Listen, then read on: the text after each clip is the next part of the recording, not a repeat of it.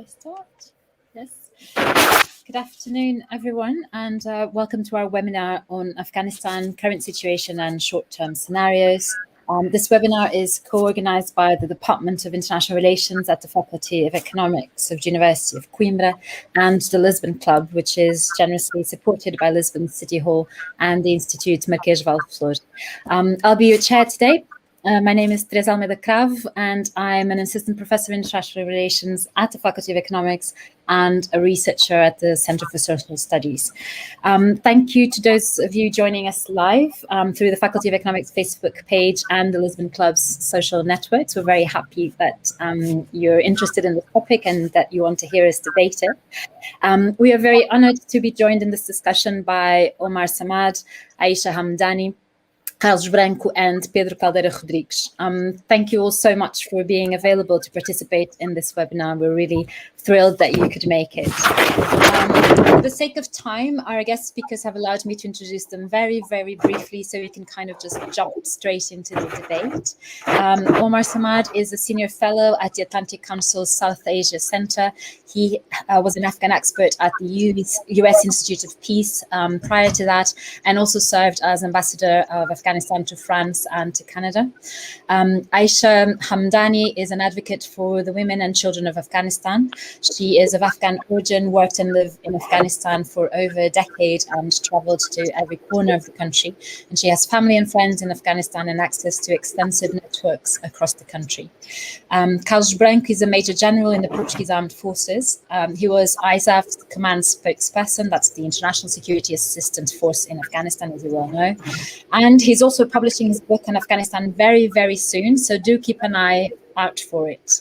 Pedro Rodrigues is a Portuguese journalist, very known and specialized on international politics at the news agency Lusa. Thank you again for being here. We're very, very eager to hear your thoughts. So a couple of notes in terms of instructions. Firstly, this webinar will have a follow-up. That is, there's a second part on this very topic on the 7th of October at 6 p.m. And please just make sure you write it down in your agendas, and we'll basically send you information about it very, very soon. On the 7th of October, Dr. Barnett Rubin from New York University, who couldn't make it today, unfortunately, will participate. And we'll have other very important guest speakers as well. Secondly, as a note, this webinar will be as interactive as possible. So as chair, I will be reading your questions online as soon as we start. So whatever issues you have pressing and whatever you're curious about in this specific topic of Afghanistan today and into the future, please just fire away, and I'll be reading your comments and trying to kind of aggregate them and ask them to our guest speakers. We'll start with a question for Omar Samad, and basically to kind of situate us here, what everyone is wondering, but also what everyone seems to have an opinion on. I guess the first question I wanted to ask you was what caused this fall of Kabul so unexpectedly quickly, and what do you see as the main challenges facing it now? Please. Thank you. Thank you so much, Teresa. Thank you to you and to FEUC and everyone participating, including all the sponsors. And I wouldn't be here were it not for our good friend, General Carlos Branco, who introduced me. But I have had the pleasure of visiting Portugal several times. And I'm happy that there's an interest in Portugal, in Afghanistan, not only because of what is happening, but also because Portugal played a role in Afghanistan, as the general knows very well, for many years. And so the people of Afghanistan, I'm sure, are very appreciative of that. And they continue to play a role, from what I hear, in terms of resettling some Afghan refugees that is ongoing now. To your question, Teresa, a very important question as to how and why did we have a sudden, quick collapse in Kabul? This is, ironically, something that very few of us, and I was among them because of my own understanding of the situation and my years of experience, but also the analysis that I was relying on, I saw this coming. I didn't know exactly when it was going to happen. But for me, for the past couple of years, I felt that we are headed either. So we had a choice. It was either going to be a political settlement between all Afghan political parties that matter, meaning with the Taliban and what represented the republic that was set up after 2001 and the different players within that republic. But in my view, that option was only possible, and I want to stress that option of a political settlement, short of a collapse, was only possible if Ashraf Ghani had stepped down normally and had stepped down as part of a political arrangement or understanding. That political arrangement and understanding was actually reached in Kabul and in Doha 24 hours before Ashraf Ghani fled the country. And by that I mean that 24 hours before Ashraf Ghani left suddenly, without almost anyone knowing except for his inner circle, he had given assurances to the negotiators and to people who were going to fly to Doha the same day to tell the Taliban that we are ready for a transition, a political transition. And so we were on the brink of a political settlement that did not involve a military takeover by the Taliban. It was going to be a 2-week period in which the Afghan sides were going to agree on a power sharing formula. But as history now has recorded, Ashraf Ghani, for whatever reasons he has to explain one day to the Afghan people and to the international community, decided that he was going to abdicate his duties and leave his duties, and in a very irresponsible manner, in my opinion, he fled the country with his inner circle without telling anyone why, or even making sure that there is something behind that's left. This created a vacuum. Suddenly, it created a vacuum in Kabul, obviously, because everybody else started leaving. As soon as they heard, they panicked. So there was political panic, and the Taliban, remember, at that point, were almost around Kabul. They had already conquered 90% of the country, and they had stopped at the gates of Kabul. And I think that the Taliban, from what we know from so far, did not have the intention of entering the city because they were waiting for that political deal. And they wanted a power sharing arrangement, which is something that we should have done over the last 2 years, especially over the last year and a half, since the Americans signed an agreement with the Taliban. But that was delayed over and over and over, and it became a manipulative game, unfortunately played by Ashraf Ghani, because he wanted to stay in power for as long as possible, and he prevented every chance of finding a political solution. And so the Taliban also were surprised by what happened, and for a few hours there was nobody. Kabul had no government. Kabul had no authority running the country or the city, and so whatever happened with the Taliban, with Mr. Karzai, ex-President Karzai, Dr. Abdullah, and other leaders who were in Kabul, who were not in an executive position. And also what happened is the two vice presidents of the republic also apparently didn't know about Mr. Ghani's decision, and they were left also somewhat surprised, and they decided also to flee. So instead of staying in Kabul and holding the fort or engaging in political talks, Amrullah Saleh fled to Panjshir, and the second VP, Danish, took a plane the next day and left for Istanbul. Mm-hmm. So the Taliban, being the main power around Kabul, and the whole structure, the whole military security structures collapsed. basically walked into Kabul. Not a single shot was fired. Nobody was killed at that moment. And they conquered the last city because everything else was already conquered. So this is the short answer to something that happened from that perspective. But there's a long answer, and I don't want to get into that right now, later maybe, as to what led to all of this. So what were all the factors over the last few years that led to this kind of a collapse and the army not fighting and the provinces falling and the government not having the trust of the people and many other factors. We will talk to that about that later on, I hope. Thank you so much, Omar. Not sure if someone wants to, any of the other guest speakers wants to talk to this this topic of what happened very recently.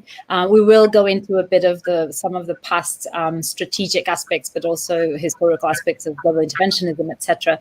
But to this point in particular, if anyone wants to add something about how surprising or not, or what sort of other actors we should be considering when we discuss the issue of the fall and the military advancement and very quick military advancement of the Taliban. Major General Carlos Branco, would you be interested? Well, there are a couple of things that could be added. Well, but first of all, I would like to thank Clube de Lisboa, the City Hall, and all the intervenants in this webinar.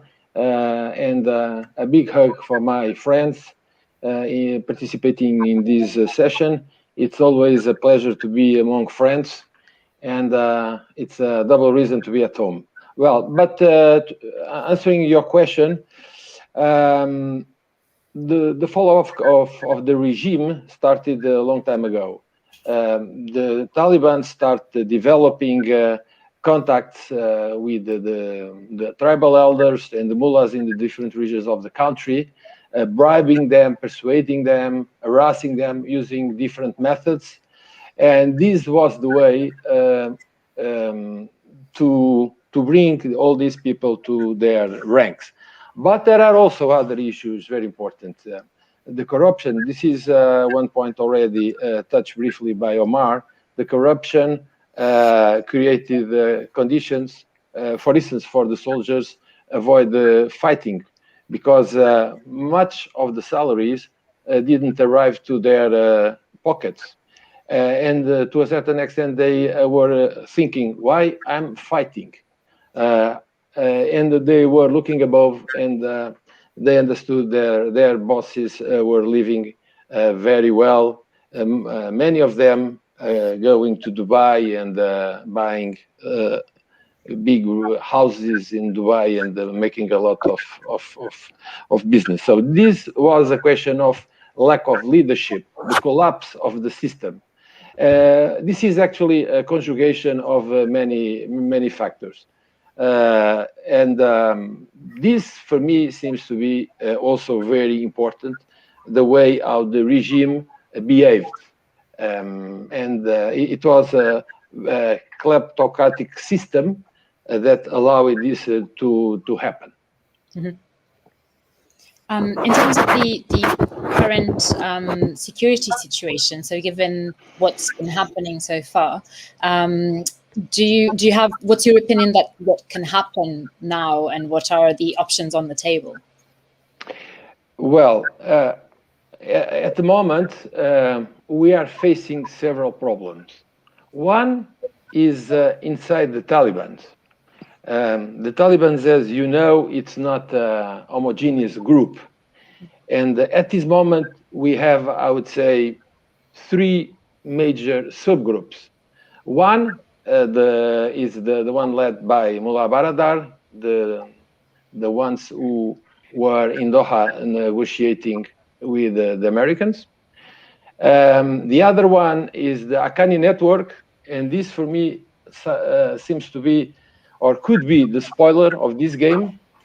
I'm very afraid that in non-Pashtun areas, Haqqani boys will start harassing non-Pashtuns. And there is also another problem. We are not sure if these guys are going to cut off any connections with the jihadist groups. And then we have another group, which is the group led by the son of Mullah Omar, Mullah Yaqub, who was very critical to the group, the moderate group, the political group was in Doha, when he said that they were living in luxury in Doha, showing some jealousy. So, in this group, Mullah Yaqub, controls a very powerful network of fighters. Is very influent. So we have now these three groups that are trying to compete among themselves to get positions in the government. Well, actually, that fight had the first episode and will continue in the next episode. So this is something that we have to monitor and trying to understand how the relations between these groups are going to develop. Another issue, which is also important, regards the internal resistance. The internal resistance we could start by the north, by the Panjshir, by the Tajiks. I have contradictory information. Maybe Omar can correct me. The initial information I had was that Bislam Khan fled initially to Uzbekistan and then to the Emirates. Then the resistance was conducted by Amrullah Saleh, but I was also told that Amrullah Saleh fled to Uzbekistan. Maybe you could confirm if this is true. But the only one capable to conduct military resistance to the Taliban was Bismillah Khan. So if Bismillah Khan is not there, Amrullah Saleh, I don't think he's a competent guy to lead the military resistance to the Taliban. And the Massoud San has no charisma, is definitely not a capable person to confront the Taliban. But the Taliban were also preparing the takeover of Panjshir. Actually, I don't know exactly how is the situation right now, because the information we get, it might be propaganda, Taliban propaganda, and we don't know exactly what's the correlation of forces over there.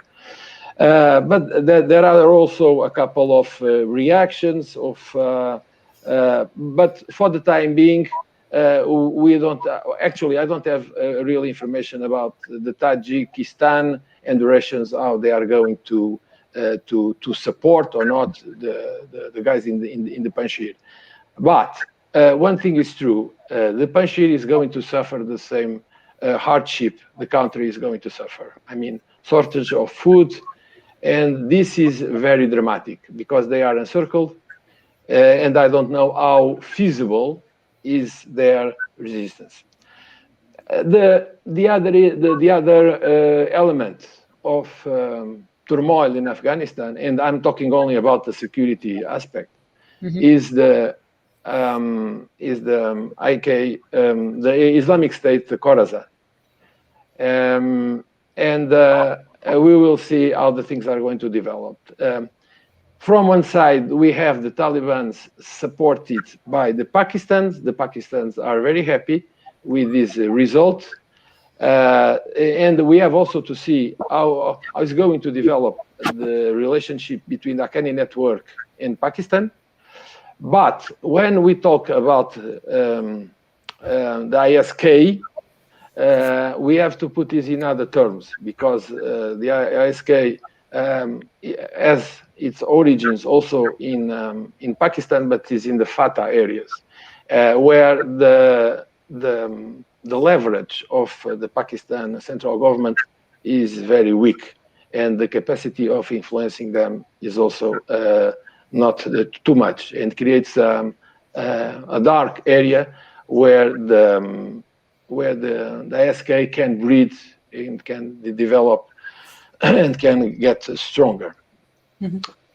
I will stop right now on the security issues, because we can develop this matter in other dimensions. But I would like also just to add a final point, which regards terrorist groups. When we speak about terrorist groups, we think immediately on Al Qaeda, on ISK, but we also have to introduce in this equation the Uyghur movements, the Islamic Turkestan movements, which use the northern of Afghanistan as their sanctuaries. And this is something which is a big concern to China. And this is also a reason why China wants to dialogue with Kabul, with the new authorities in Kabul, to make sure that these terrorist groups cannot be in the future a menace, a threat to Beijing. Thank you so much. I'm going to maybe move from that point to something that Pedro has been researching, which is precisely the role of regional actors in this conflict and in the current situation. And so what do you think can be the role of Turkey, Iran, and even in terms of global powers, and Pakistan, and in terms of global powers, China, Russia, etc.? Yes. First of all, thank you for the invitation to this debate, and my best regards to all of the participants. And of course, I believe that after the military withdrawal and defeat of the United States and NATO in Afghanistan, I believe it's important to understand which countries decided to stay in Afghanistan with their embassies and what is their role in the region. So I took several notes to try to, and also based in some recent analysis and informations about what can be the outcome, the brief outcome of the situation. So I believe that the future of Afghanistan can be decided in the future, mainly in a regional scenario, where the games of alliances and challenges are not simple. China, as General Major Carlos Branco said, has a decisive role in the region, but not only China. Russia will have also a very important role in the region. Iran will have also a very important in the region, and India will also have a decisive role in the region, besides Pakistan. Regarding Russia, it's important to remind that in 2018 and in 2019, Russia has organized a meeting between the insurgents and official delegation from Afghanistan. Then the Taliban has committed to avoid a military reconquest. And in 18 March this year, the Russian Foreign Minister, Mr. Sergei Lavrov, revealed during a new meeting with the Constitutive High Council for National Reconciliation, with representatives of the United States, China, and Pakistan, that all parts had agreed in the principle to participate in a coalition provisional government. So this was the situation in March this year. In these terms, analysts tend to say that Moscow, that followed the situation in Russia, tends to say that Moscow fears about the security, of course, of the Central Asia republics, former Soviet republics, many in Uzbekistan and Tajikistan, in the borders of Afghanistan.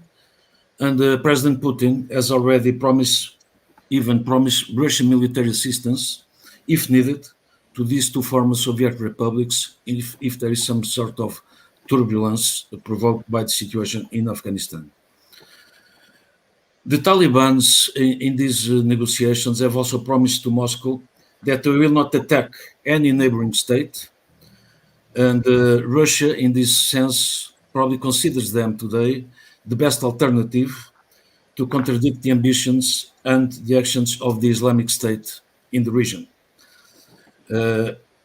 in other aspect, the Taliban also need urgently of international recognition, and in this sense, Moscow can play a very important role to concretize this objective.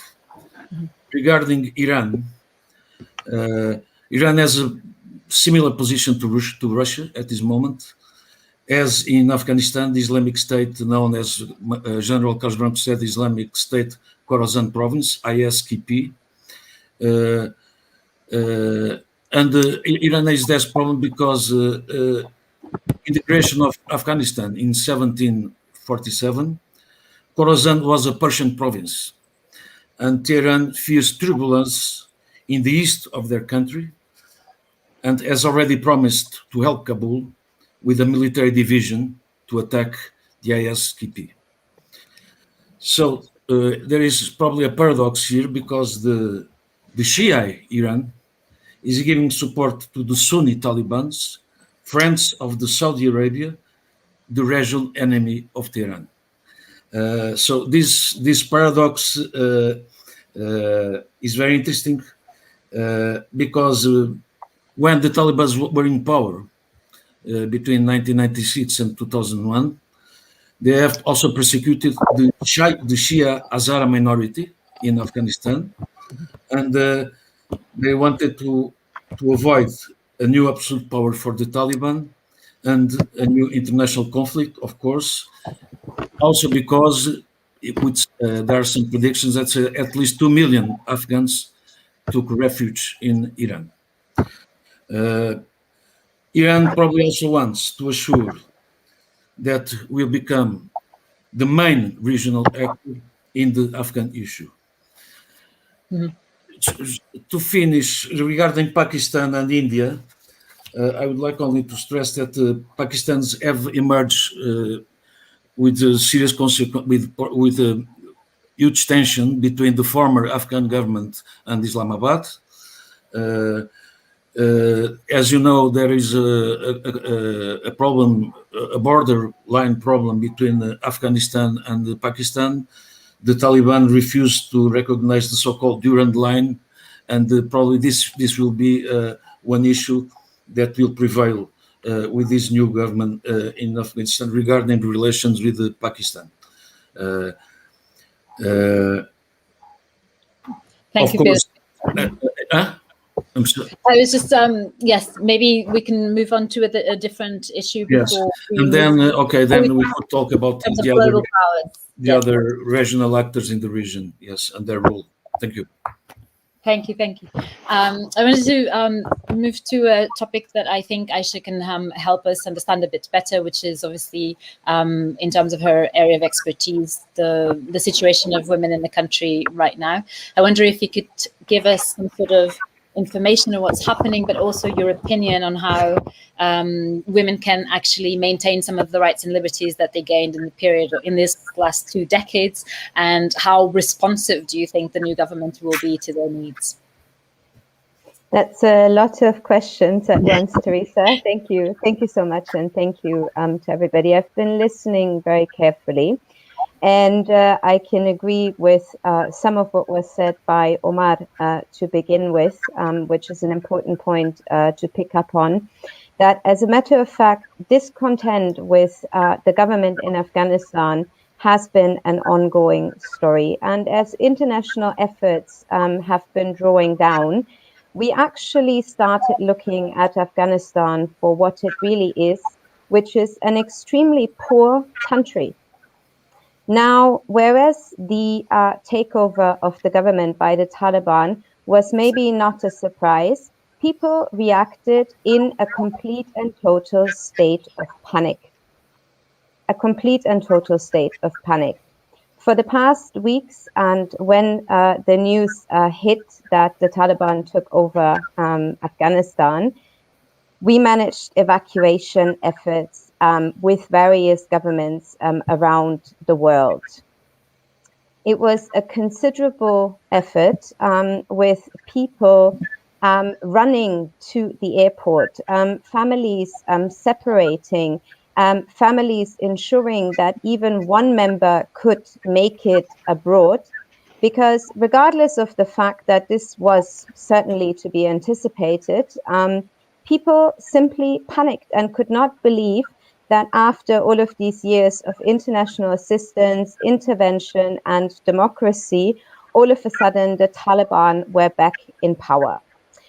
We work with organizations on the ground, be it civil society, be it grassroots, be it small community organizations, who told us that even in the weeks leading up to this so-called collapse, people were coming into Kabul from all over the country, and these small organizations were completely overwhelmed, catering to the internally displaced people that are sleeping in parks, that are sleeping on the street.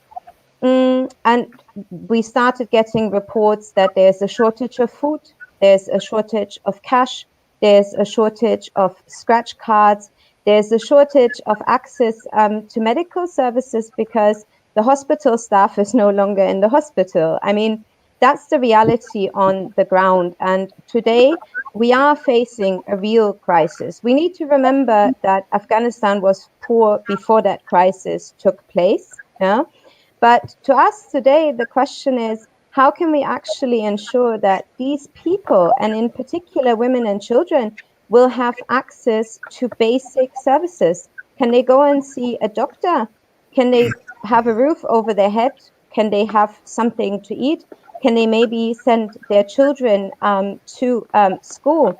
There is so much uncertainty right now and so many different messages that it's really hard to know what to believe. On the one hand, we're hearing people say, oh, it's not so bad, everything is okay, the Taliban are doing what they're saying, everything, I can go out, I can walk in the streets.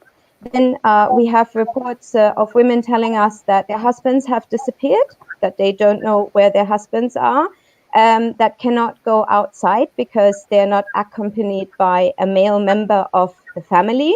They can no longer go to work. They can no longer gain a livelihood. So right now, I think I will agree with Carlos in the sense that we're seeing different colors of Taliban. We're seeing different types of behaviors depending on where we are in the country. And we're yet curious as to whether what they are saying they will actually do.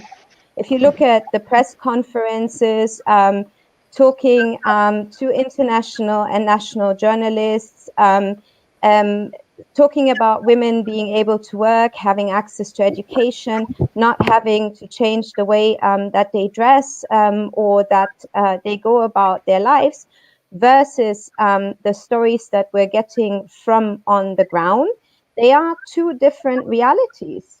And today, can we explore a bit why you think that the Taliban are very eager to show a different image to the outside and to not become a pariah state, and that in terms of the issue of women, it's something that they need to be vocal about? Well, I think that one reason could be, and I'm sure Omar and Carlos and even Pedro can add to that, their reputation precedes them. They did not have a good reputation the last time round amongst the Afghan people, because in many ways they went against our culture. Afghans are very proud of their culture. We have a very vibrant culture. There's a lot of facets, aspects to our culture that we value. And the last time when the Taliban were in power, they removed a lot of that. And it created genuine discontent amongst the population. So over the years, I think that they have had the time to learn, and that they have had the time to observe, and that they had the time to adjust their dialogue.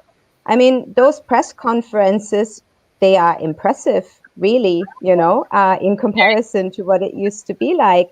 But again, we're still waiting to see whether they will actually do what they say. We're asking, do they have a plan? Because if we're talking about recognizing this government, then we need to hold them accountable. Will they send children to school? Will they allow women to go and work? They're proposing sixth grade education. Where are our female doctors going to come from if women cannot go to women cannot go to university?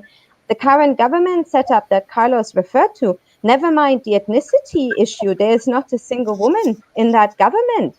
So how are women interests going to be represented in the Taliban government? And to finish, before I hand it over to Omar or Carlos or Pedro, I think that today, and with everything that Afghanistan has experienced, it's no longer about Taliban or any other group leading this country. It is about leading this country full stop. Who can ensure stability? Who can ensure security? Who can ensure economic development so that this country can actually function properly? Thank you, Ayscha. I think I would maybe pick up on this point of obviously what the future entails is going to be mostly about Afghans, but there are no countries that are hermetically sealed, no conflicts that are hermetically sealed. So it will also depend on what type of influence outsiders might have in the situation. And I guess the question that has been asked is what type of influence is there when we're short in terms of military presence? And I don't actually like the question being asked like that, but it is asked. What are the other options, or how much was it completely reliable on the presence of troops? And once you remove them, then there's no actual capacity to have any sort of political influence over the new government. And I think that would apply to a power-sharing government as much as it applies to a different type of government like the Taliban run. I don't know who wants to pick up on this. Omar, maybe we can go back to you. Okay, I will. Thank you. Listen, we either have to accept the hard fact that the Taliban are part of Afghan society, have become part of Afghan society over the last 25 years, and they are a reality to reckon with. And vilifying any part of society and trying to say that we are this way or that way, and denying one side or the other has brought us to this situation. If we had acknowledged the Taliban in 2001, 2002, and many times since then, and we had entered into dialogue and discussions with them, which was prevented by both American hardliners at the time and by short-sighted Afghan politicians, we wouldn't be in this situation, in my opinion. So there are a lot of lessons to be learned from the past, and some apply to today. There's no doubt that there are big questions about how much have the Taliban changed, have they changed or not since 2001. Obviously, from an image perspective and from what the rhetoric that they use, they have changed. But again, it's a bit too early to tell because it's only 3-4 weeks into this sudden collapse and sudden takeover.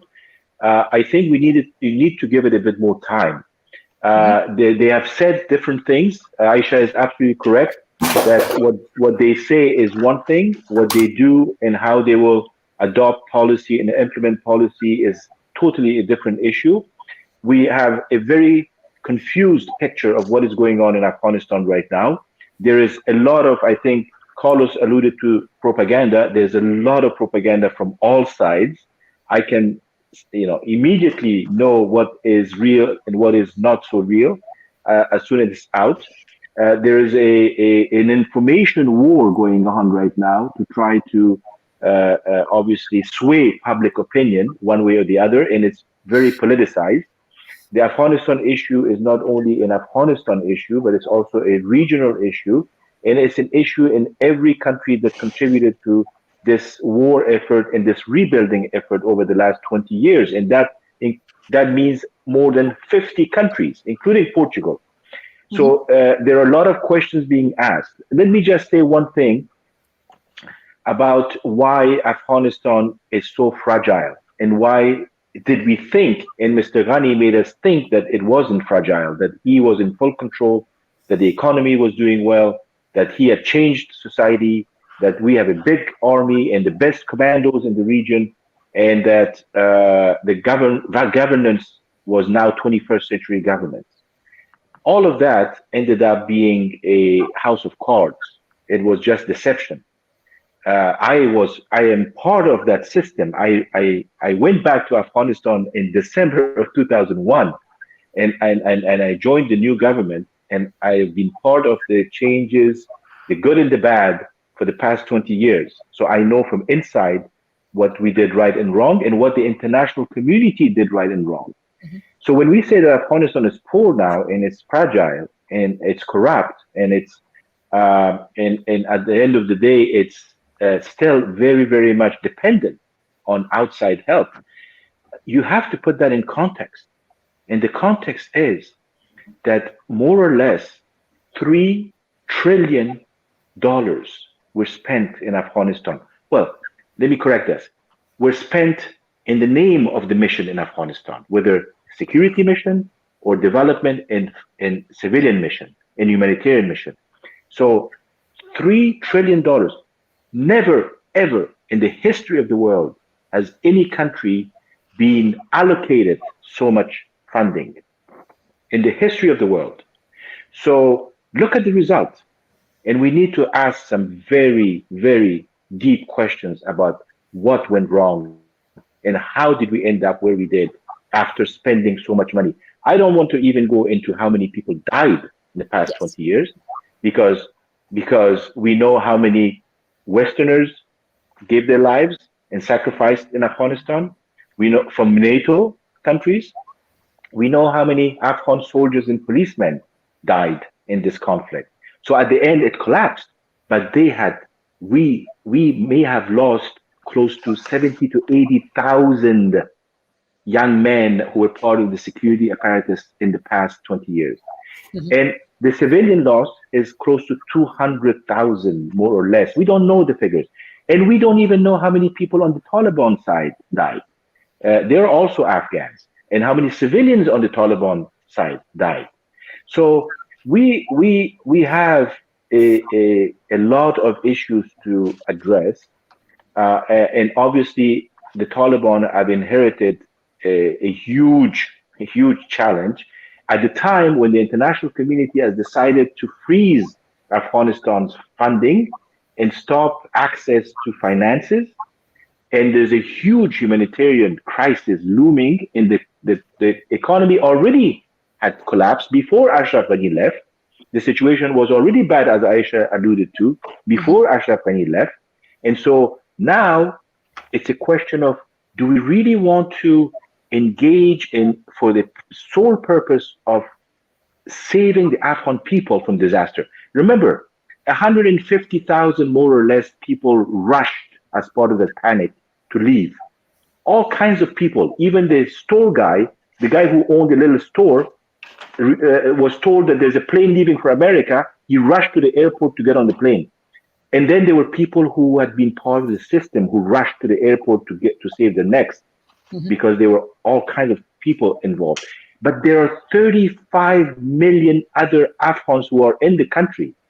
And I will give you one good news besides all the bad news that we have. The good news is that over the past 10 years at least, we have had, and I had access to the data, we had over time, we had on average a loss of about 100 to 150 people in the country a day in the war.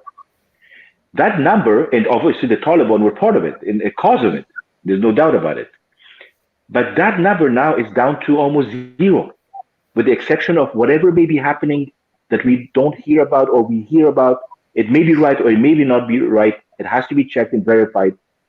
But the country all of a sudden went from losing 150 on average individuals a day in the war to almost zero. 35 million Afghans living in the cities and mainly outside of the cities. It is a huge shift and change in their way of life. The economy is bad. The Taliban are harsh, and we don't know what to expect of them yet. The system is collapsed. There's a humanitarian crisis. The world doesn't really know what to do with Afghanistan anymore. The future is uncertain, but at least there's one element that has changed. Mm-hmm. I think I want to maybe pick up on some of those issues to ask a question to Pedro Caldeira Rodrigues, which is also part of his research as a journalist, which is given all this, well, as an euphemism, let's say, disappointment over the results of 20 years of intervention. I wonder, what do you think this intervention in Afghanistan tells us about US or Western-led global interventionism? And what sort of, when you hear, given the research you've done in other parts of the world that have been subjected to this sort of military intervention and then state reconstruction, when you look at what's happened in Afghanistan and what had been happening because you were already paying attention to it, what sort of conclusions were you drawing? Yes, thank you. Recently there are 4 episodes about Afghanistan that first I saw them in Al Jazeera. Now they are passing in the Portuguese television about the history of Afghanistan, and I believe that most part of people in Portugal doesn't know a lot about the history of that country. This episode is very, very, very interesting because it denounces that after the fall of the monarchy in Afghanistan in 1973, the turbulence in Afghanistan was almost permanent till today, which is incredible, with several Republican governments, the instauration of the Republic, but lots of problems, ministers that were killed, revolutions in 78, the so-called communist revolution in Afghanistan, then the Russian, now the United States intervention after 2001, and the result is that that documentary says that basically it can be impossible to win a war if you are not supported by the people, and it seems that neither the Soviet intervention in Afghanistan and probably neither the NATO and the North American intervention in Afghanistan was supported by a decisive part of the population, let's say mainly in the rural areas, probably. I'm not talking about the cities. The city, as that documentary also shows, is different. In terms of the intervention of the United States, we know that the United States, they have a history of interventions since they were formed. First of all, in their own territory, to expand their territory from the Atlantic to the Pacific, with all the consequences we know regarding the native tribes in the United States. Then the so-called Destiny Manifesto, that is some sort of a moral justification that they should rule those areas, and they have the moral right to control and to impose their views to other regions. So we remember the war against Mexico. We remember the war against Spain, the Hispano-American War, the important role in the beginning of the 20th century when Europe committed suicide in the First World War, and then the Second World War. So and continuous interventions and a huge influence in the world of the United States now after the Second World War, opposed to Russia. But I believe that this mission, there's still some sort of a mission that the American leaders tend to believe and tend to apply, that their objective, let's say, to impose their democracy in other parts of the world, in other parts of in other regions with different cultures, different traditions, in Middle East or in Asia or elsewhere, is proof that is not working. It didn't work in Vietnam. It didn't work in Iraq, and it didn't work in Afghanistan. So I believe that the international leaders now are also, and the American leadership probably must rethink this sort of approach. Of course, they now is Asia Pacific, as you know, so probably Afghanistan will be forgotten for a while. But this tendency to impose to all the world their perspective, economic perspective, political perspective, democracy perspective, is not working. And as you know, an empire, in some sense, can be a little contradictory with the democracy, because an empire is an empire, and an empire imposes its views by force, especially by force, or by economic.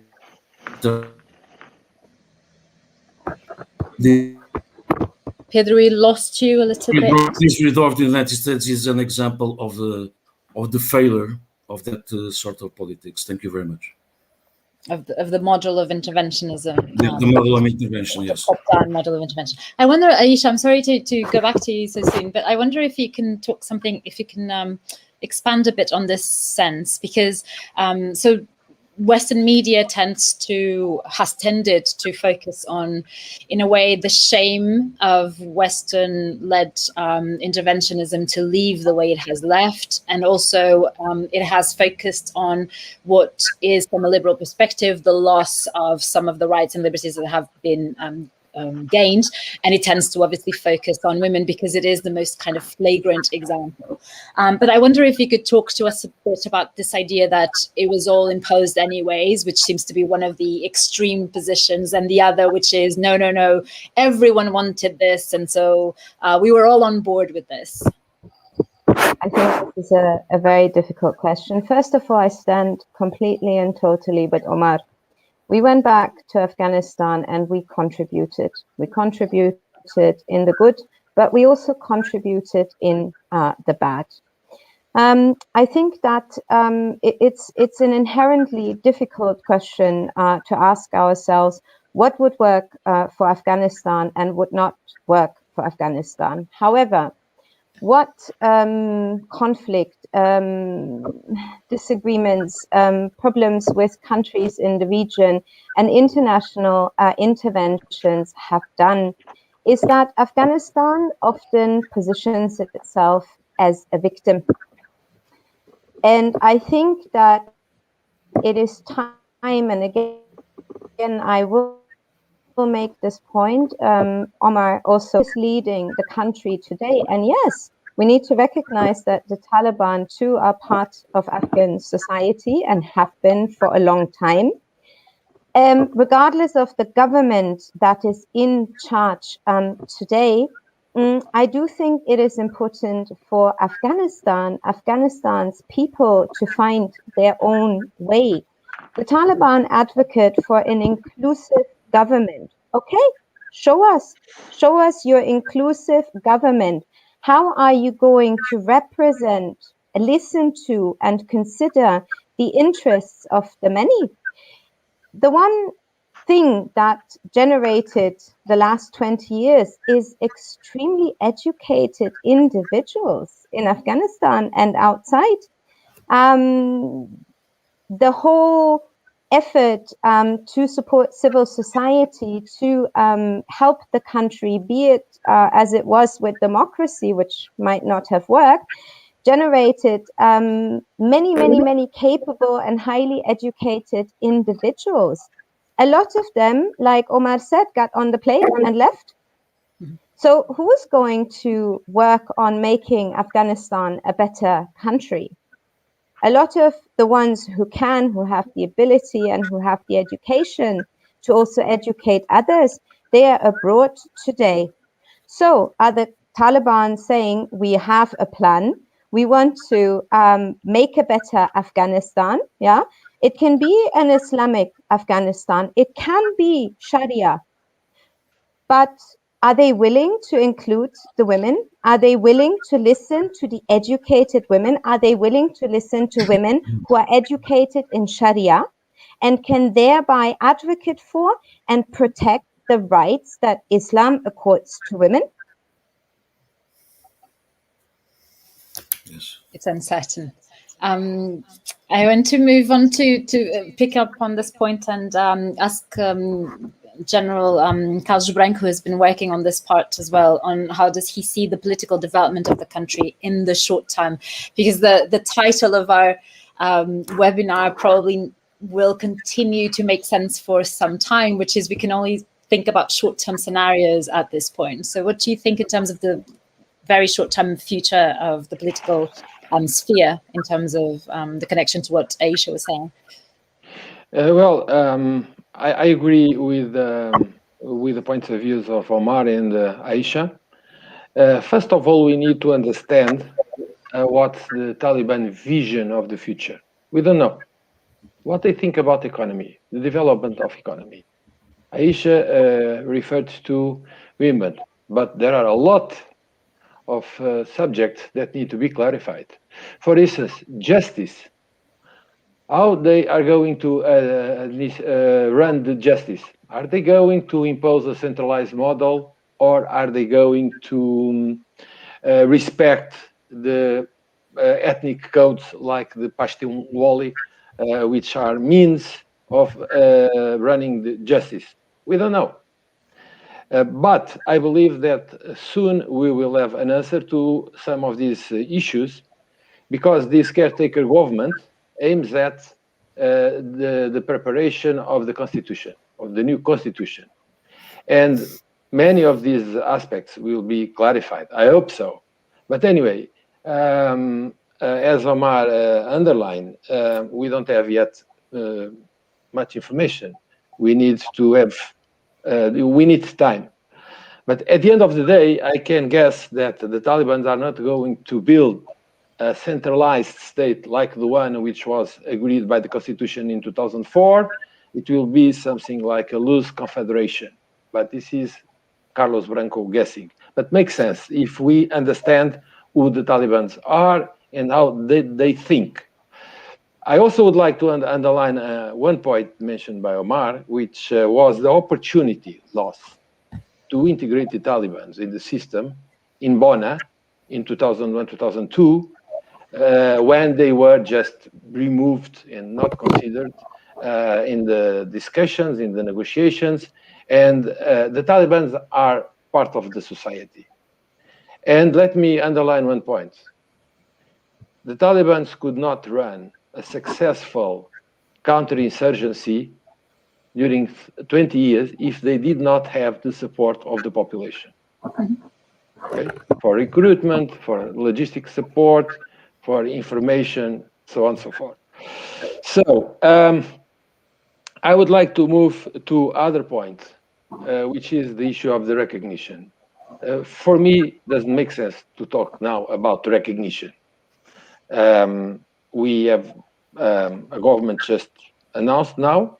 It's too soon, but the most important challenge now today is the humanitarian to cope with the humanitarian catastrophe.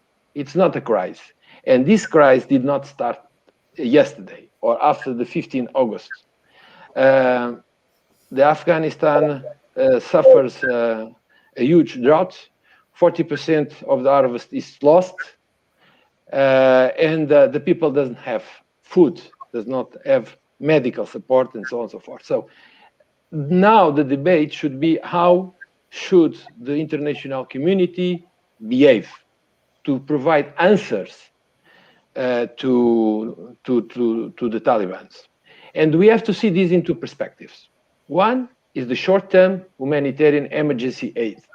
And then the second one, medium and long-term economic development, okay? So we must separate the things. Coming to the short term, it's the one I would like to concentrate my intervention. We have two approaches. The ones that say that no, we should not support the Taliban. And there is another group saying, yes, we have to. The international community should organize, gather resources, willingness. And I would like to to underline the next event, the big event on the September the 13th in Geneva, a huge conference where the United Nations try to gather the states and NGOs and several important players that can provide money and resources to help the Taliban, the Talibans, I would say, the Afghans. But there is a lot of things that needs yet to be clarified. The first thing is the mission, the UNAMA, will ends up on the 15th September. So we need to know, well, I'm rather sure that the mandate will be extended, but we need to know the new content.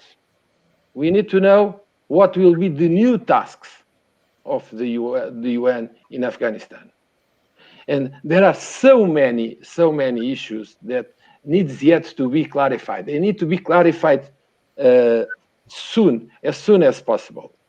The freedom of movement, for instance, of these agencies, and one point that Ayscha is very sensitive, how the Taliban allow women working for the UN agencies. Are they allowed to move freely? Well, she's a couple of things that needs to be discussed. But there is here a crucial point. We need to use the humanitarian agenda as a door, entrance door, to develop further and wider dialogue with the Taliban. I understand that humanitarian aid has to be neutral, but at the same time is an asset that wisely employed can be a way to moderate their intentions. And I believe we have to play this game. But I'm glad you mentioned that, because I was going to challenge you on your very strict separation between humanitarian aid and political and economic development, because the international community has been known for instrumentalizing the former in terms of the latter. So there seems to be some leverage in terms of capacity to use some leverage in terms of what is needed now, and that the government run by the Taliban needs to use in order to maintain popular support, and what the outside world can offer. So how do you think that can be mediated in a way that obviously is done in favor of the Afghans? Well, I'm talking about the United Nations, but of course this discussion has to be enlarged, include the major powers, and the United States has an important role to play here due to the influence they have on the World Bank, on the IMF, and so on and so forth. And as we know, they hold a lot of money belonging to the Afghan Central Bank reserves, around $9 billion US, a lot of money that is needed now. And for the time being, this money is on hold. And there are some people who argue this money should be given on a condition base. And by the way, the European Union has, I think, 1 billion also for development to give to Afghanistan. So, but also the European Union see this on a condition base. So yes. We can use some stick and carrot approach, and to condition their positions, especially the hardliners, in order to put the moderate group in the upper hands. And if the international community works wisely, supporting the moderates, it's, for me, the way how we have to proceed. There is no other way, because the other way is the disaster, without any doubt. Governance, you had asked about that, or how could here in the chat, how could the international community act, and whether it should negotiate with the Taliban and recognize the government or not. Klaus Brink just kind of answered that question. I don't know if there's something else. May I say one thing? Yes, of course. Supporting the Taliban does not mean recognition. They are two different issues. You did say that you don't think it should be on the table right now. Mm-hmm. Yes. But maybe, Omar, you want to chip in terms of this idea of how to deal directly with the Taliban in the current very dire situation that Afghans are facing right now? The question is, what choices do we have? Mm-hmm. Yes. The choice is between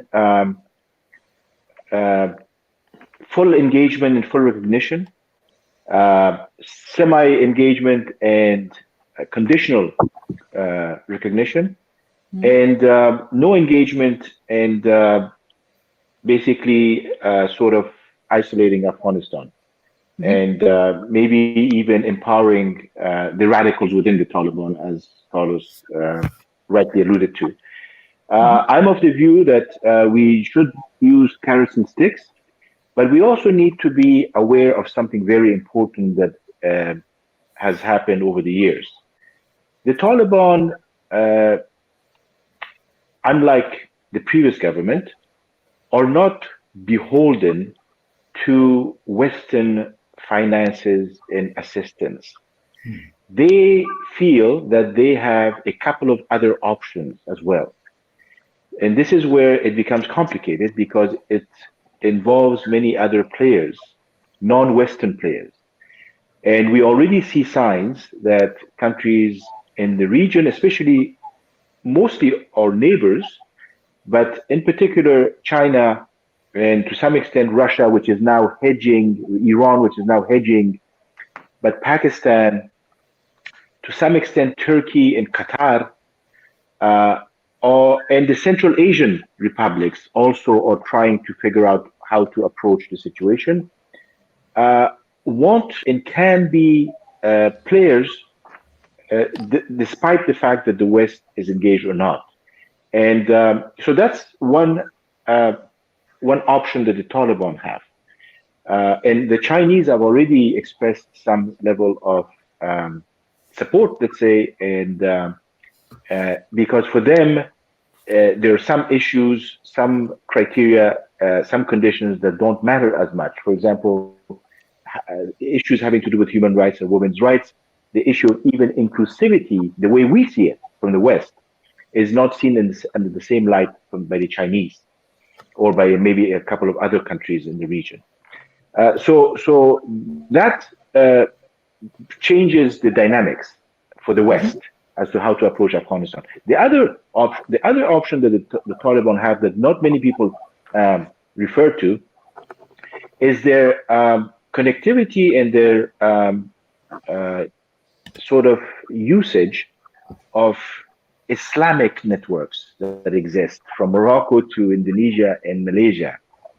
There are ways for the Taliban, and this has been seen in the past, who can be assisted through donations under whatever name by people who now support their cause, or people think that they need some assistance for whatever reason. They could be individuals, they could be social networks, they could be religious networks, especially religious networks, or even business networks that think that they need to help. So that's another way. And the fourth thing is revenues from inside Afghanistan that are still possible to collect.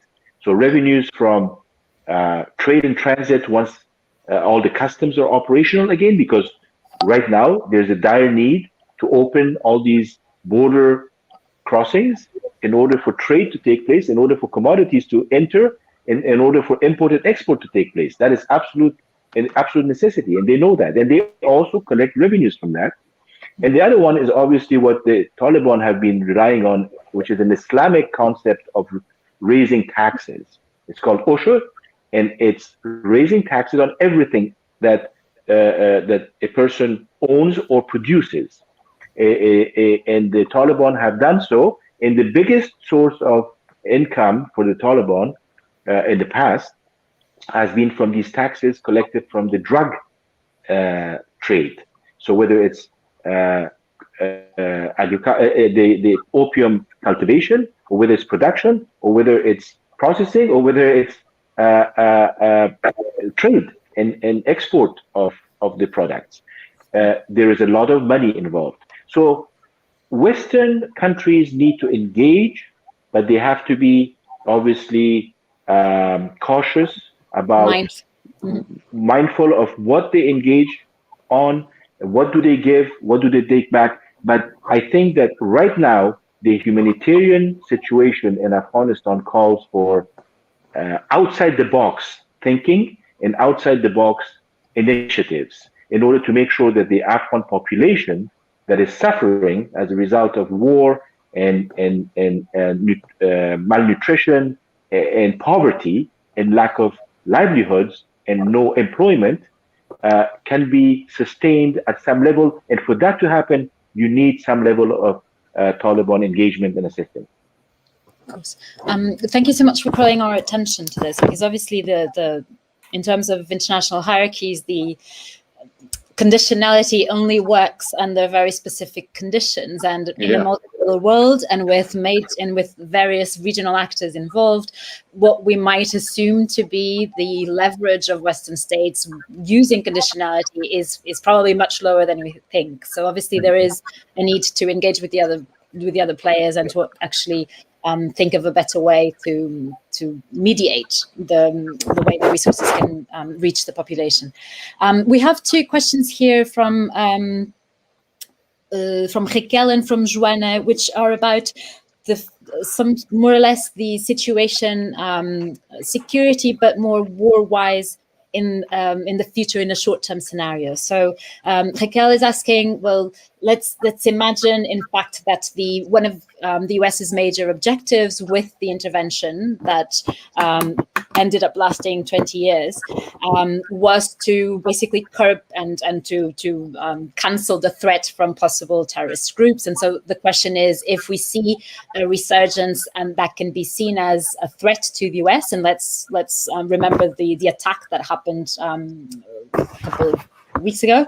And so if this would mean that the US would feel the urge to intervene, to basically intervene again in Afghanistan and to reinforce its military presence in Afghanistan.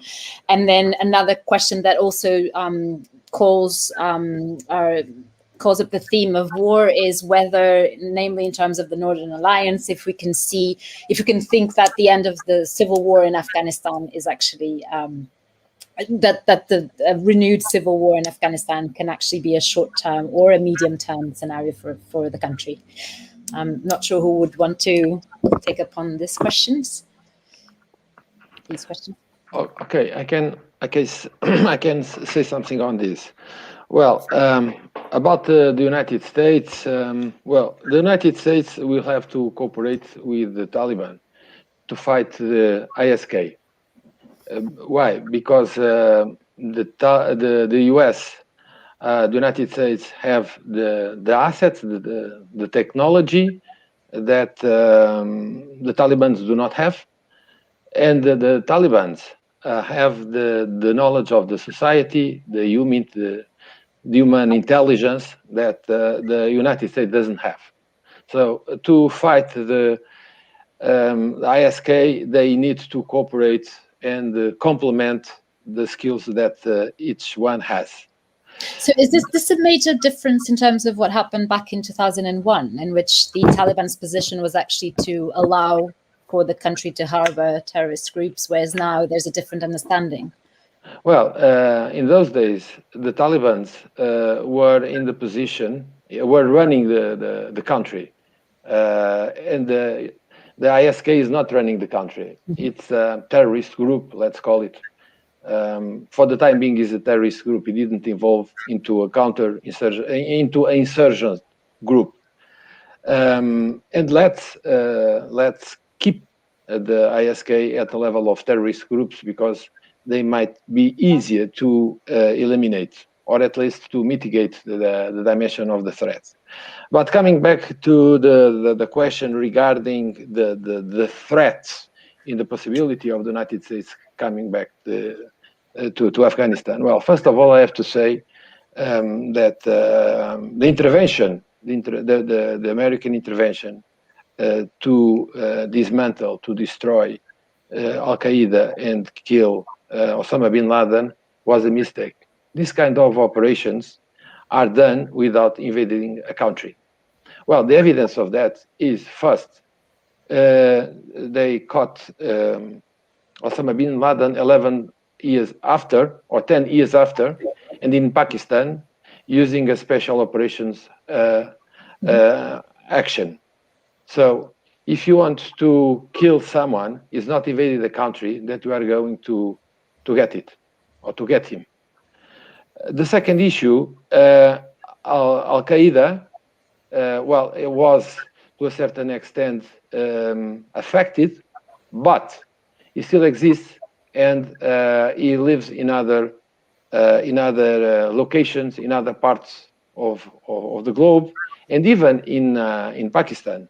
So there is no way to it's evident that you cannot destroy a terrorist organization and kill its top leaders invading a country. It's a wrong approach, and we don't need to have prejudices about this. We just need to look at the evidence, look at the facts, and we have to understand. I would like to pick up what Pedro said before. The American intervention in Afghanistan has to be linked with American intervention 2 years after in Iraq.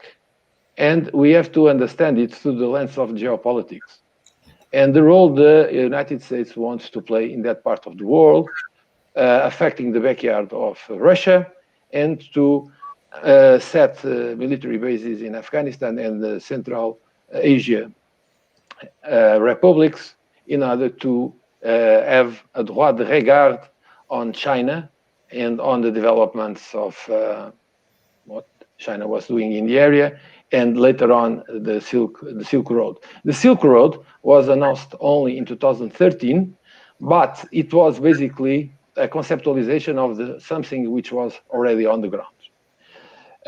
About the civil war and the Panjshir, look, Panjshir so far, according to the information we have, is just buzzwords. So it's basically social media. According to the information we have, they don't have military capability. They are defeated, and we cannot take seriously their words, their statements regarding the capability to go after the Taliban and to reach Kabul. Okay. And regarding the possibility of an open civil war, I'm not sure who'd want to speak to that. Let me add. Can I add to what Carlos said? And I agree with him to a large extent. I think when it comes to counterterrorism, the Americans feel that they have done what they could, and that there is no imminent threat from Afghanistan, and that the Taliban, they are counting on the Taliban on being a partner of sorts and making sure that there are no more threats from Afghanistan to the United States and its allies, and to world peace. But obviously, there are a variety of small terrorist groups in that region that still operate. ISK is a phenomenon since 2014-15. It came about because of what was happening in the Middle East, but it has its own local flavor. And most of them are people who used to be part of the Pakistani Taliban, and also radicalized groups that belong to Central Asia and others. And they went under the flag of ISK. They have been defeated to a large extent, but they are still a threat, as we saw a few days ago. And the Taliban and ISK are arch enemies, and they have fought many battles. They have a different concept of how an Islamic state should look like. So, and the Taliban have usually been concerned about what is happening in Afghanistan. They've never sort of acted as a transnational group, whereas other terrorist groups have been transnational in essence. And about Panjshir and what you call the civil war, I think that the civil war is almost over the way we've known it. Is there going to be a new civil war starting, especially in the cities, in some far-flung areas of Afghanistan, by dissatisfied groups and communities or individuals?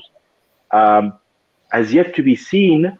What happened in Panjshir is the last sort of attempt by the remnants of part of Ghani's government, especially with Mr. Saleh, who was able to convince Ahmad Massoud, the son of Ahmad Shah Massoud, who 20 years ago today was assassinated by Al-Qaeda terrorists as part of a plot, that they can mount a resistance.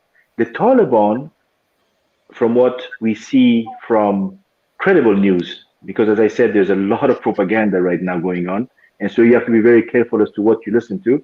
But the Taliban wanted a political arrangement with Ahmad Massoud. But Ahmad Massoud seems to have been influenced by Amrullah Saleh, and they seem to have decided to resist militarily, and that resistance is now almost destroyed. There are casualties. We don't know exactly what is going on in Panjshir, and I think that opportunity that was given, that existed for a political arrangement so that Ahmad Massoud could come to Kabul and maybe be part of the political discussions that are taking place, is either lost, or if it is going to be revived later on, he will not have the same stature that he did have 2 weeks ago. Unfortunately, that resistance seems to have now died down, but some remnants of it may continue, and we might see, as I said, some sporadic resistance at different levels, urban and rural, in Afghanistan for a while.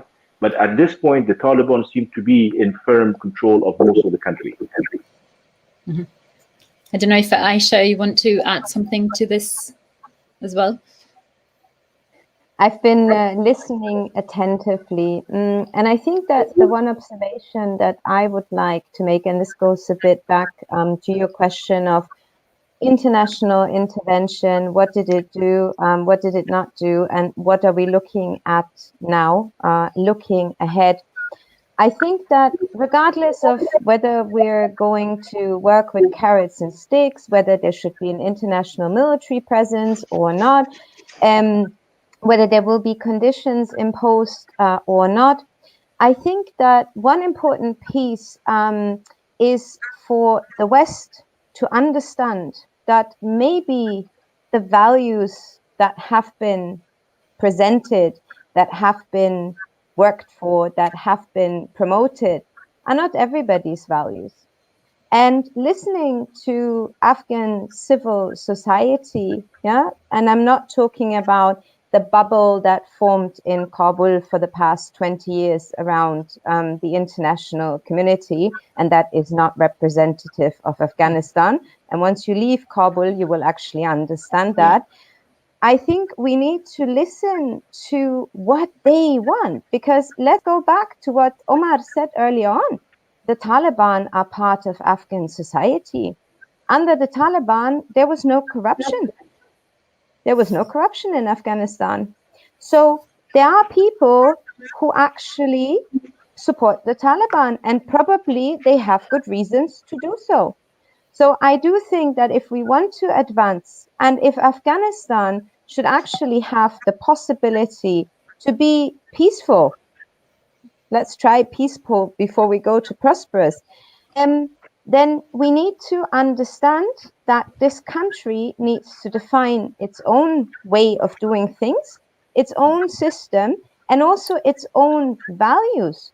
What does the Afghan woman actually want? What is important to her? what is important to her and what is important to her children. And I think that's an exercise, it's a thinking exercise that we need to do on our side. So that's what I would like to add. Thank you so much for that very important point, Ayscha. We have a couple of questions. Well, we have one question specifically about from Carlos Colaco about how, when we talk about this sort of interventions, we're obviously always astonished by the figures in terms of investment. And his question is about, in the midst of all that has been supposedly invested in Afghanistan, how much is actually invested in Afghanistan or has been invested in Afghanistan over 20 years? So this speaks to the nature of interventionism, of global interventionism, and how much actually stays in the north, how much is actually going down to the global south, besides the model of the intervention itself. Not sure who would want to pick up on this. Maybe Pedro? I think Omar should, sorry, I'll for once I'll come in, and I think Omar should have an opinion on this. But what I would like to say about that very, very question, because it's a really important one, and Carlos referred to economic development early on. 20 years of intervention and X amount of money spent. We don't have an industry. We don't have an industry in Afghanistan. We don't have infrastructure in Afghanistan. We taught hundreds of thousands of women how to become tailors in a country where tailors are usually men. So I'll hand it over to Omar here, because I would really like to hear his opinion. I would thank you, Ayscha. I want to hear more from your experiences as well, because you hit the right buttons here. And these are small examples of how we did not fully understand and grasp Afghanistan, its society, its economy, its history, and the majority wishes of its people. And I think that with all the goodwill, and I will stress on this, with all the generosity that the world showed towards Afghanistan, and I, as a diplomat, was my job to go and ask for that and to sustain that, with all of the blood and treasure that went into Afghanistan. We have, as I said, a very shallow and very fragile outcome. And we see now the result in front of our eyes. And I have been trying to point to that all these years. And that is one reason why I left government, is because I could not represent that. But in any case, the point is that the international community with Afghan elites in 2001 to 2004 decided that they wanted to introduce democracy, and they wanted to introduce a market economy, and they wanted to build up a new civil society in Afghanistan, and they wanted to do some reconstruction and rebuilding and infrastructure building. On the democracy side, I will tell you, it has been an abysmal disaster. It's not that democracy is the problem in Afghanistan. Exactly. It's not that the Afghan people do not understand it or appreciate it. We saw in 2004, 2005, with what amazing support that people from every corner of Afghanistan showed the first time that they were given the right to go and vote. Remember those pictures? And it wasn't just Kabul, and it wasn't just the bubbles. It was the majority of Afghans who took their lives in their hands and went and vote. So it's not a question of Afghans being anti-democratic. It's a question of what did we do to actually implement democracy and sustain democracy and build trust for democracy in Afghanistan. What we did was the total opposite. We killed the trust in democracy in Afghanistan by forcibly imposing leaders that the Afghan people had not voted for or did not want.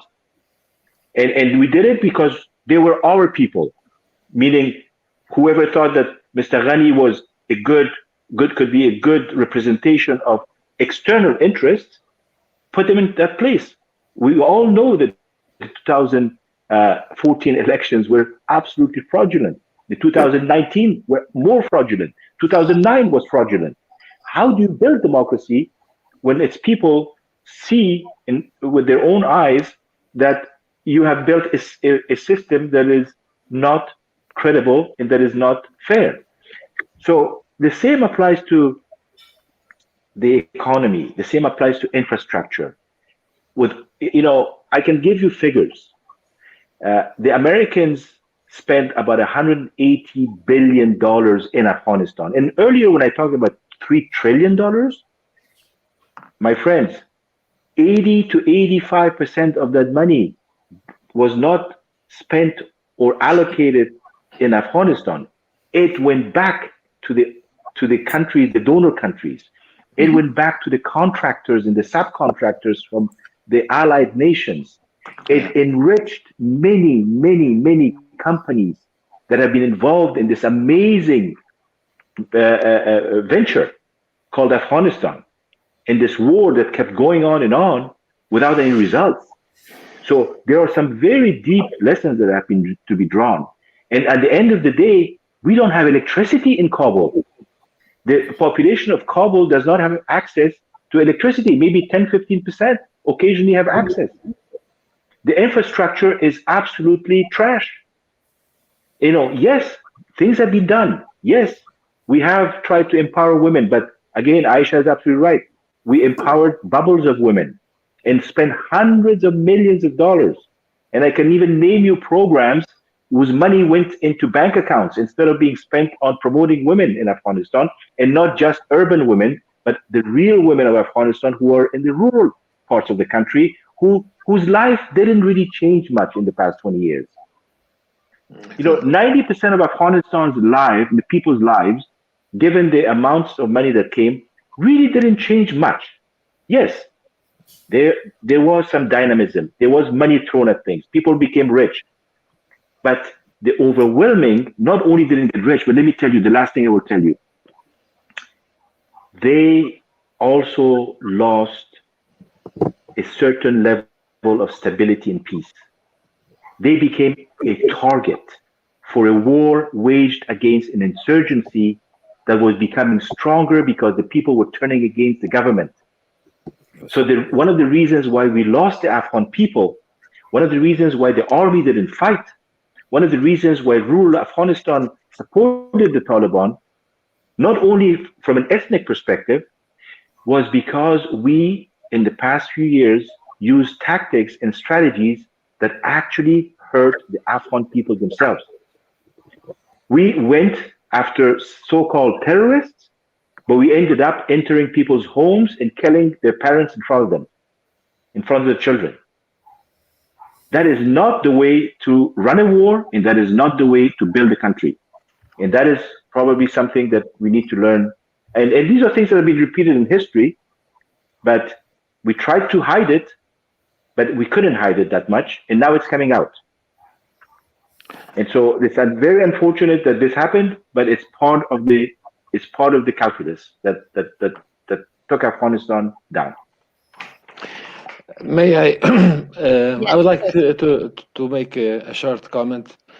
I have to tell you that I fully agree with Omar, and this brings me to two questions. First one is the demonization of the Taliban. I think we should make an effort to understand the Taliban. Well, as we should make to every intervenience in a dispute, in a conflict. Because if you start looking the Taliban through the lens of the propaganda and through the buzzwords, we don't understand the reality we have in front of us. We don't understand the entity we have to deal with. And it's very important, the intervention of Omar, because Omar gave a couple of insights that allow us to understand why the Taliban were able to profit of the mistakes the government did, the international community did. This brings me to the second issue, the propaganda and the lies. So I advise everyone to read the Afghan papers the book or the articles written, which were by the Washington Post. The Washington Post managed to issue an article, a couple of articles on the Afghan papers, which is a report done by the special inspector for reconstruction of Afghanistan, the SIGAR. And in this report, a lot of people is interviewed. I mean, top officials, generals, and so on and so forth, where many of them express their discomfort with the way how the United States authorities were communicating the outcome of the war. And I believe this is very important to have in mind, because as democracies, we should struggle to be treated in a different manner by our governments. This applies, of course, to the Americans, but also applies to all countries which participated in this common and in this joint effort. Thank you. I think Pedro might have something to add as well. Yes, please. Thank you very much. I will be very brief. Thank you very much for all these clarifying speeches and commentaries from all of you. And during this discussion, I remember that probably even in the end of the 90s, the former and late Portuguese President Mário Soares used to defend that we must negotiate with the Taliban. We must negotiate with the Taliban. Was one of his main comments, let's say, regarding the situation in Afghanistan in the late 90s, beginning of the 21st century. Anyway, I believe that in terms of, and I insist in this item, the regional powers.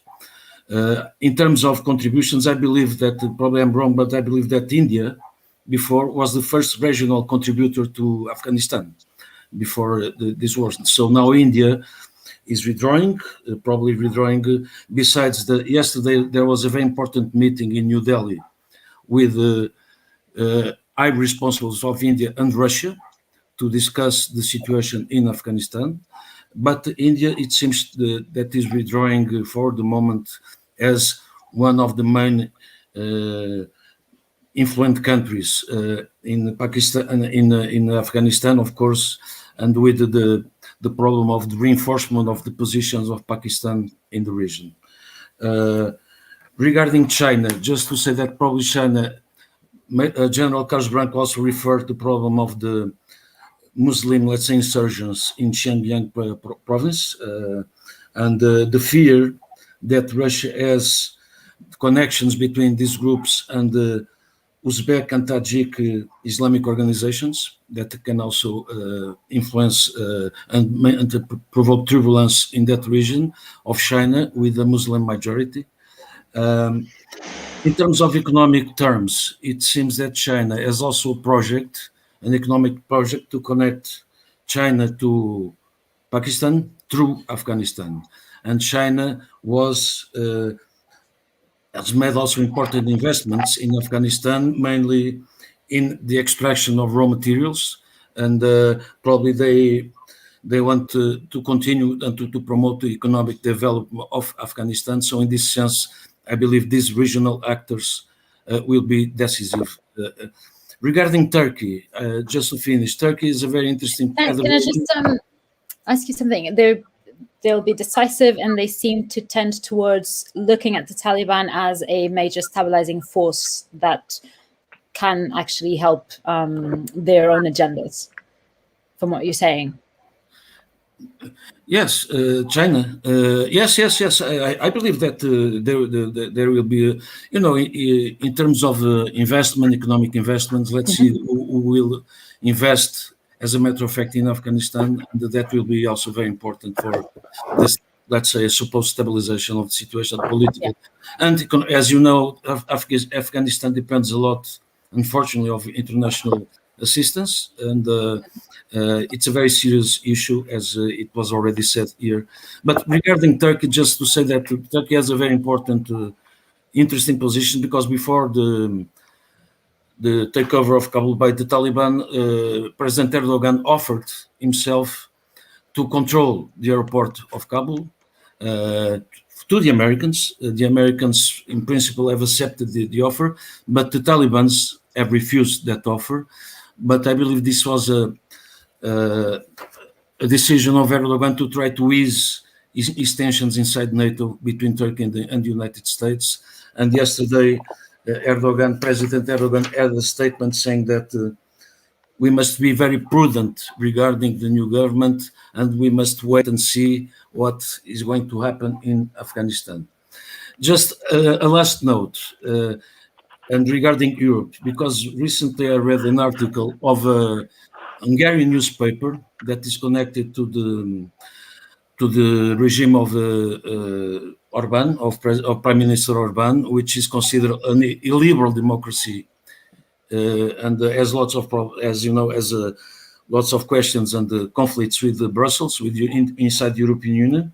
And this newspaper defined the withdrawal of the West, the United States in Afghanistan, as the Waterloo of the West. It was his expression. The Waterloo of the West has arrived, they say, and this newspaper has exhort the American defeat in Afghanistan, that in his point of view was the end of, and I quote, imperialist policy of the United States that wants to impose its model of democracy, of liberal democracy, to the rest of the world. So, as you can see, also in Europe, and regarding this regime that is considered almost an ultra-right regime, they have some expressions that could be confused to other political analysis, let's say. Thank you. Thanks. Thank you for that note. I'm tempted to just follow up on that, although I do want to go back to Afghanistan in concrete before we finish. But just as a general question, what do you think are the consequences of this political military defeat of the US, of both US and NATO? So what do you think this image, and also all these analyses, which are all kind of becoming very consensual in terms of these 20 years of interventionism led to very little. And so this is an example of how the US and eventually NATO are losing power. How do you see this in terms of geopolitical implications? It's an open question, but please go ahead. Carlos. Well, okay, I can jump in. Well, first of all, regarding the US and this project of being in Central Asia and speaking about geopolitical terms to reach the heartland, this project is frozen, at least for a long while. I would like to stress on one thing. When Teresa mentioned that the Taliban were a major stabilizing group for the region, it's true now. Just to be clear, I didn't claim it. I said I was asking about the implications of this image of the Taliban. Yeah, okay. Stabilizing force. Okay, very prudent. Please go on. Yeah. But this is true now and in the past, because if we go back to the 90s, especially after 96 up to 98. The United States were very comfortable with the Taliban regimes. And why? Because there was the expectation of UNACAL to get the rights of exploitation of one gasoduct and oleoduct from Turkmenistan that would be a good business. But anyway, later on in 1998, the situation get worse, and also when Osama bin Laden bombed the U.S. embassies in Nairobi and Dar es Salaam, that created a situation was very difficult to manage. And then the relations exploded, spoiled. And then the United States changed position and start fighting the Taliban regime. But just to tell you that this stabilizing situation provided by the Taliban, it's good for China, because now China has security conditions to explore the copper mines, which are the second biggest in the world, and all other projects of minerals, also hydrocarbonates. They have also two projects in the north that they didn't were able to exploit exactly due to the security situation. Mm-hmm. So this new status, security status, is good for China. It's good for the Afghan people, of course. They will be the biggest beneficiaries, but also might be good in the future for the Americans, because they can get again back with this project of the gasoducts, of the pipelines. And this is still not completely lost. It's something that can be recovered. Okay. And that was a slightly different opinion than you, in terms of the optimism of exploitation of resources leading to the benefit of the populations, but we will see. Yeah, well, at least the security situation is good for the population. Well, and I depends on how the Taliban deal with the situation. Your point is a good one, but the situation has to be seen on due course when these projects will go ahead. And in these projects are included building railways to Uzbekistan and to Pakistan, and this also attracts and develop economy, and this might be good also. Regarding the general project of an alliance of democracies to fight against NATO, it might be a bit compromised, because now the democracies will think twice, especially the European powers, which are tired to be the deputy sheriff. If they are sheriff, if we have two sheriffs rather than a sheriff and a deputy sheriff, might be better. And this is something that has also to be reviewed.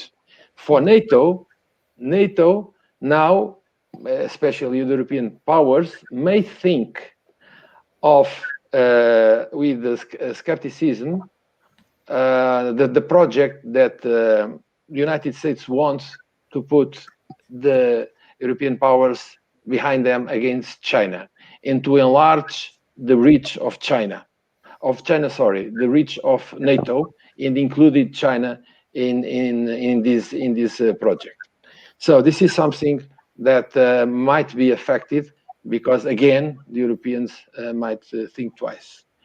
And finally, the EU also is tempted to think more seriously on strategic autonomy, and to think twice when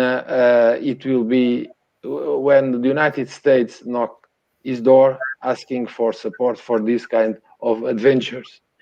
I think the European Union now, even Britain apparently will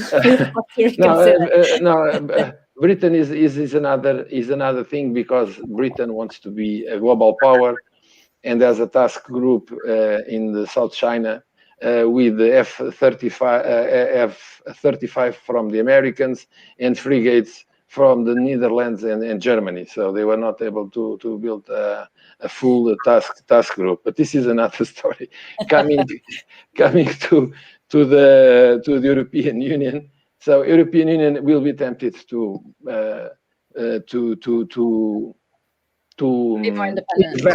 invest in this strategic autonomy.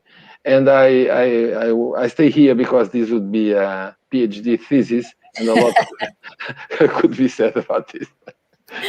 Thank you so much. I don't know if Ayscha or Omar want to speak to this kind of image of the American defeat. I am a big believer that images and representations are important, and there's something to be said about the way the exit has made an impact that the 20 years of presence didn't in terms of public opinion. If you allow me, before Omar, yes, of course.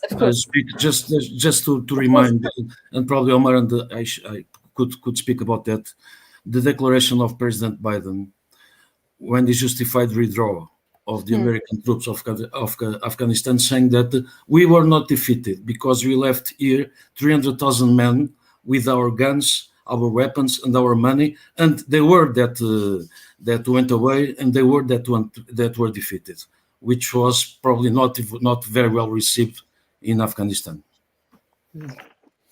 I think I will keep my answer very short and then hand it over to Omar. I'm not sure if this is a question of defeat, and if I would label as defeat. I think I will go back to what Omar said at the very beginning. What else did we expect? I mean, we had an international presence for 20 years in the absence of a clear development strategy for our country. We were working for the rights of women. We were working for the rights of children. We were working for creating opportunities in the absence of clear objectives, in the absence of a clear plan. Listen, my contribution to getting people out of the country now is not because of the Taliban. It is because this country is extremely difficult to live in, and any opportunity I have to bring out women and children in a country where they have access to basic services, I will most certainly take, because there is nothing of any of this available in Afghanistan to the people today. So I don't know what we expected, and I don't know how else this leaving Afghanistan of the international community could have played out, because as far as I'm concerned, we were never very clear about why all of that took place in the first place. I'll hand it to Omar. Let me just clarify that in complete agreement with you. My point was when I said, let me just go out of and reflect on the images and representations, was in the sense that you don't exactly hear people in Portugal, elsewhere, talk about the 20 years of presence. What you hear is the image of what has been called the defeat. And so that's what I was alluding to. And of course, thank you so much for sharing your experience, which is all of this was very expectable because we were living through it. It's just that in mainstream Western media, the image was we were there for 20 years, and then suddenly there's this very rushed exit, as if this explained everything. So this is just to clarify. Omar, please. Thank you. Very interesting points made by everyone. I'm sitting in Washington, right? And I have been in and out of Washington for the past 20 years, working for the Afghan government at times. And but I've dealt with Afghanistan issues since 1970. It's not 1980, when the Soviets were in Afghanistan. And I've seen how the Americans have dealt with Afghanistan, because remember, in the 1980s, Afghanistan was the largest covert program of the Americans ever in terms of trying to help defeat the Soviets. And so I've seen it all. I've been part of those days. And then after that, how the Americans left Afghanistan as soon as the Soviets were defeated. and did not make an attempt at resolving the issue and finding a political settlement, which then led on to the region around Afghanistan, using Afghanistan as a battleground, a proxy battleground, and Afghanistan falling into a civil war situation with factions not being able to find a solution, and then the Taliban emerging and then taking control of 80% of the country, still a civil war situation that lasted until 9/11. And then the rest is history, as you know. So from that perspective, I will tell you that I have learned a lot of lessons lately about how America functions and how America intends to do good and how America does partial good, and then at the end of the day fails in some of its initiatives and some of its programs. From a strategic perspective, what has happened in Afghanistan, I think, is going to create, as it did with Vietnam, the Afghanistan syndrome in America. And I think that you're going to see, and you already see how the different interest groups, you first have to understand America, and you have to really, not just through books and scholarly work, which is absolutely respected, but you also have to live it, as somebody like me did, through the Afghanistan experience, and see how, for example, something that could have been a total success story for everyone, a win-win situation, became basically a lose-lose proposition and situation. How on earth did we come to this point, and what went wrong? And I will tell you very briefly that part of it has to do with the American system. The system where money is really driving so much in this country in terms of strategy and policy, and in terms of an establishment that is obviously moving at a certain pace for certain goals and objectives that have to do with financial and monetary benefit and profit. So the profiteering part of the Afghan case is a whole book by itself. And today what you see is a reaction by that establishment that wanted the war to continue. Every attempt was made to want the war to continue because of all these interests that were driving it. Yes. And Biden, none of these people expected President Biden to stand up to this. And I think history will look back and try to figure out what caused this and how come Mr. Biden. I think my theory is that Biden has been dealing with Afghanistan case since the 1980s. I remember him as a senator dealing with it, as a vice president. I even sat on a couple of meetings with him, with Afghan leaders.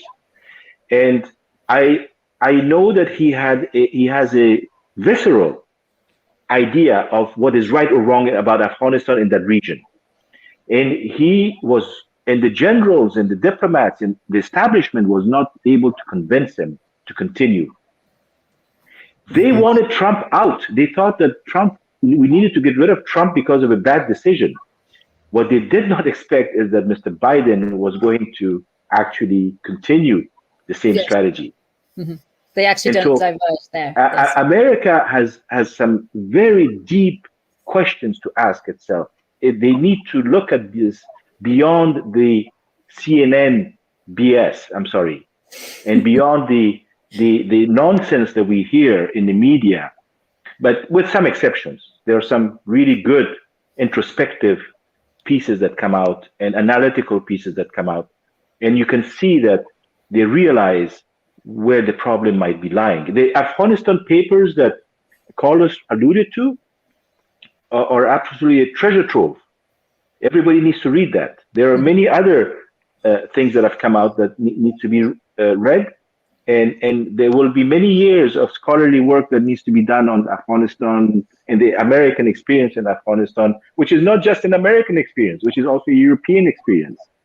Even the Japanese experience, even Australians and New Zealanders went to Afghanistan for God's sake. And the Australians, unfortunately, did some really bad things, and they left a very bad legacy in Afghanistan that they are dealing with now.